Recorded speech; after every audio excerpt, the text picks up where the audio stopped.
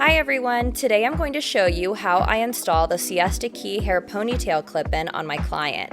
Start by putting your client's hair in a ponytail. Make sure you pay attention to the height that you're using because this will be the height that the extension sits at.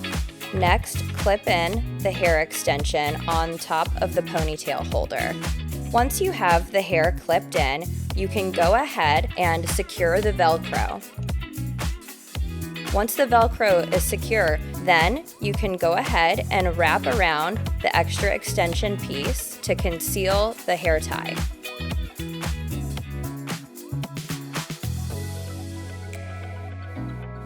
You can finish by using a bobby pin to secure the tie for a seamless look. For more volume, you can actually tease the extension to give a really glamorous look.